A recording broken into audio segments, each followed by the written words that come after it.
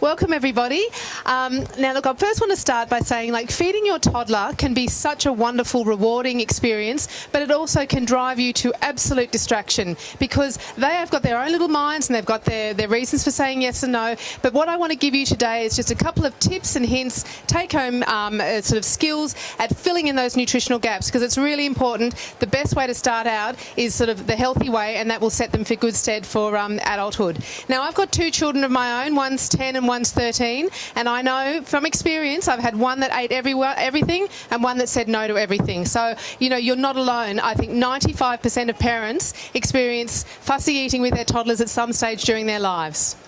So today's talk, I'm going to be talking about the change in toddlers' growth. Just a show of hands to tell me who's got a toddler. That's between the ages of 18 months to 3 years.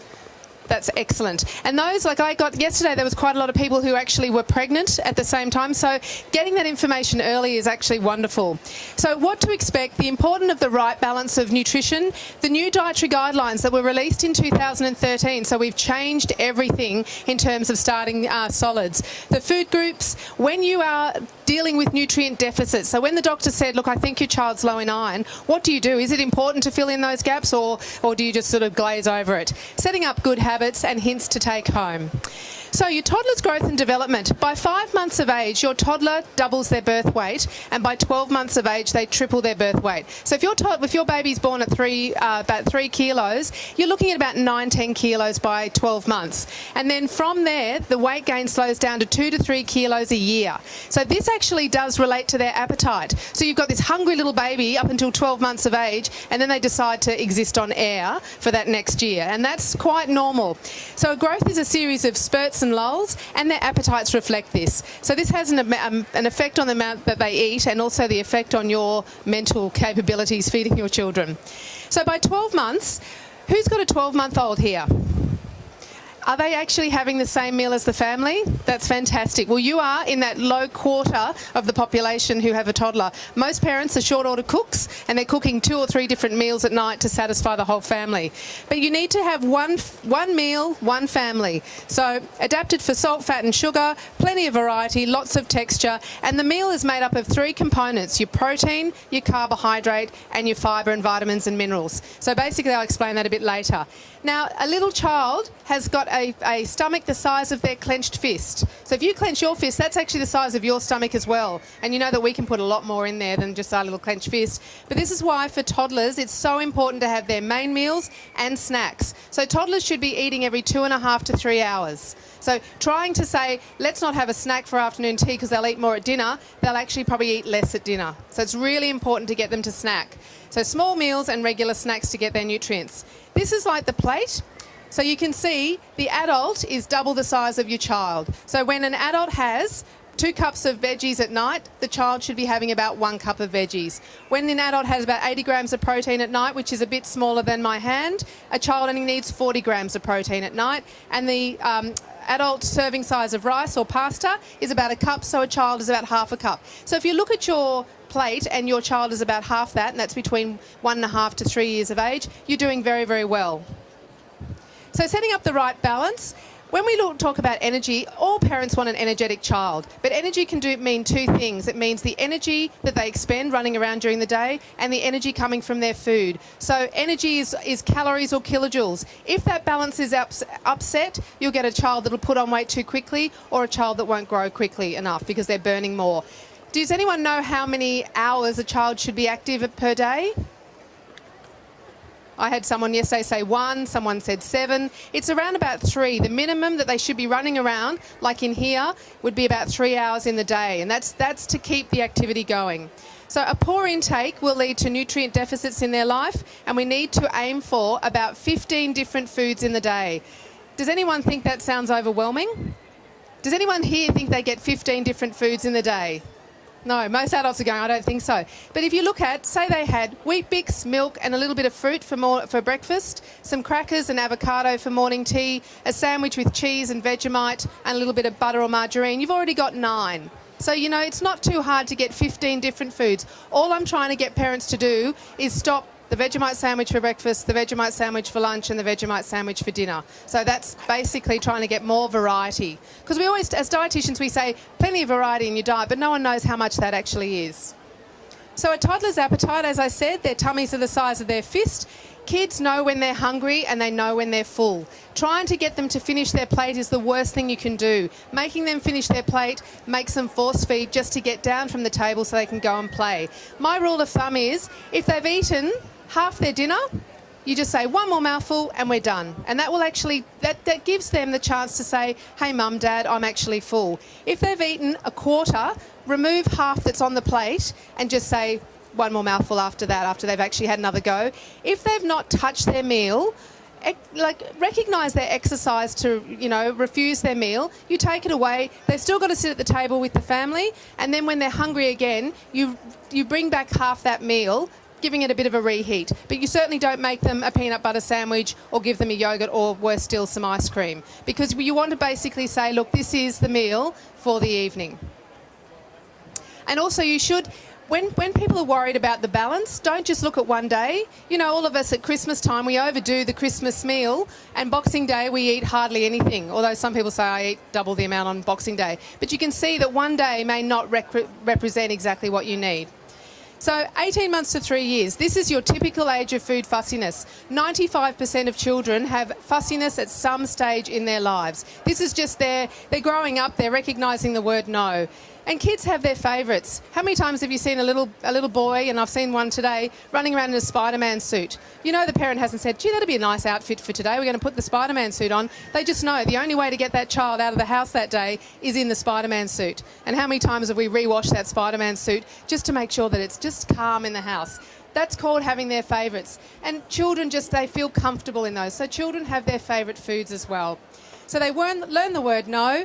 But fussiness is only a problem. So if you think you've got a fussy child, have a look at these 5 tips. And if you answer yes to any of those, then I'll read them out. So if your child's overall food intake has dramatically dropped, that's a worry. If their diet is unbalanced, so if they're not getting a complete across all food groups, if your child is avoiding whole food groups, so if they avoid the whole meal, like all the meat, if it's affecting your child and parent behaviour, so if you're battening down the hatches and going into this argument every single meal, that's a problem. And if they're what we call neophobic, they're unwilling to try anything new, they won't touch anything new, it doesn't matter what you put on the plate, that's fussiness that can lead to problems. So the new guidelines came out in 2013. Now, when you start solids, you don't avoid anything except the chokeable foods. So include things such as dairy, soy, eggs, wheat, fish. This has come through from the Dietitians Association, the Australian Medical Association and the NHMRC. So it's backed by very, very well publicised health bodies. So we don't, by delaying some of these more allergenic foods, our allergies have gotten worse over the last 10 years. So we need to get those into our little ones' diets, but texture appropriate. So blended to start with and texturise up very, very quickly to get those muscles going. Muscles help chew vegetables and meat, and muscles are important for speech development. So I do see those 4-year-olds who are still on some blended or soft foods who haven't learnt to sort of say b, d, g because their muscles haven't developed in their mouth.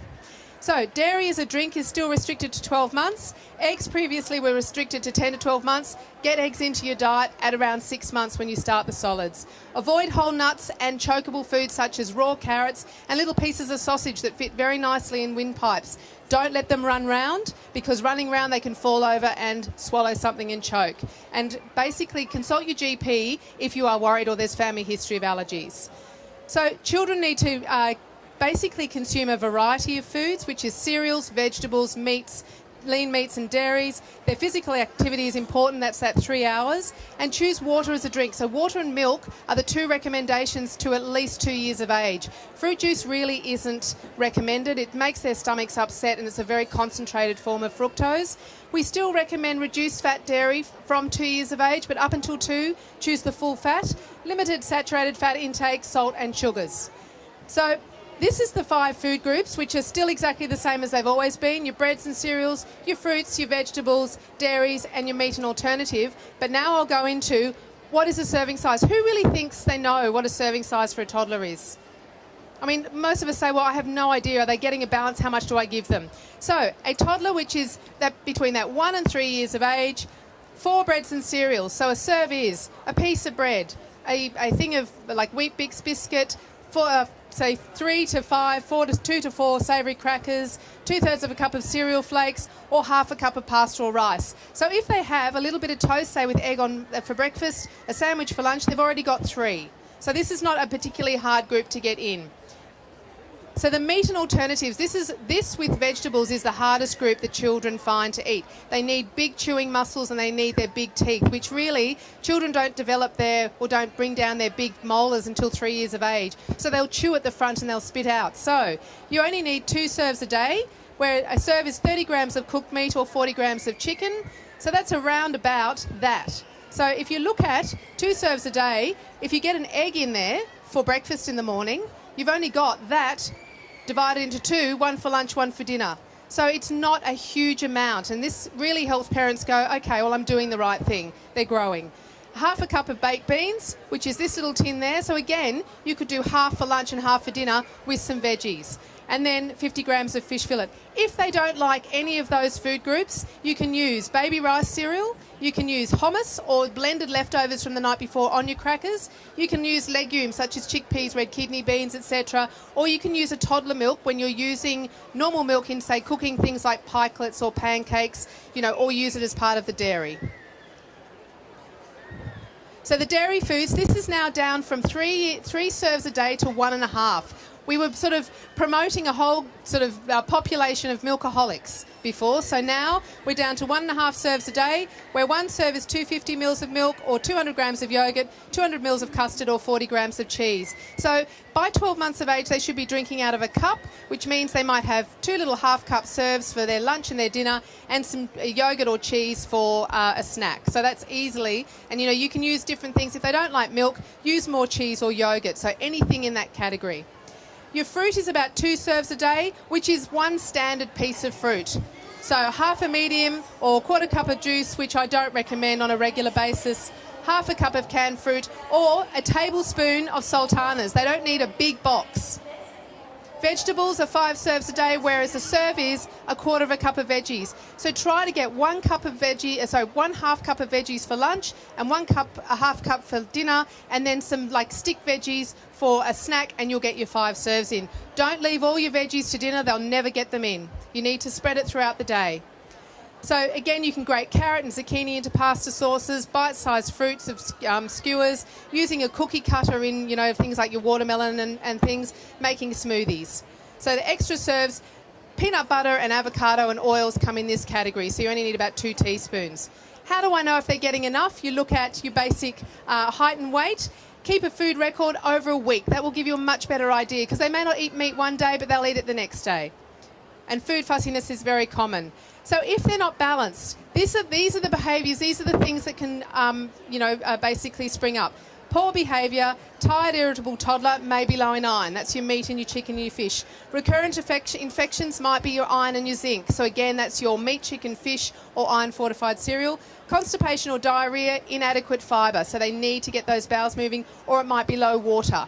And poor growth and development might be overall just not enough. So again, the National Nutrition Survey said 31% of children didn't meet their physical needs, but the most startling is 78, almost or over 3/4 of children did not meet their vegetable intake. So spread it throughout the day.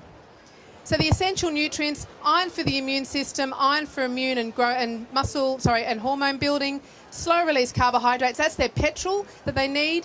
That's found in your breads and cereals. Protein for muscle growth, found in your meat, fish and dairy. Fibre to regulate their bowels, and B group vitamins to unlock their energy from the foods. So setting up good habits, regular meal times, eat with your children, be a good role model, minimise the sort of like non-core foods. Importance of snacking because of their small stomach size. Don't bribe them with food. If I say, if you eat your dinner, you can have your ice cream, can you hear how my voice inflects on the ice cream? The child says, oh, well, that's what I want. I don't want the dinner. I want the ice cream because mum loves that. And encourage them to try new foods. And I mean, dietitians, we've got we've got sort of information to give you to get a child to actually try food and desensitise them. So in summary, from 12 months, their weight gain goes very, very slow. So what they may not eat in one day, they'll eat 2 days down the track. Serve realistic portion sizes. And on your chairs, inside here, I've got exactly what I was talking about, the portion sizes. So you get a little bit of an idea of exactly what they eat. Increase their variety. Try for 15 different foods a day. The snacks are just as important as the main meals, so make them healthy. As I said, role modelling. Start with 1 pea on the plate. Will get them, to eat their veggies. Look at a week's intake. Fussy eating is temporary, and try and get them to eat every 3 hours and get 3 hours of physical activity.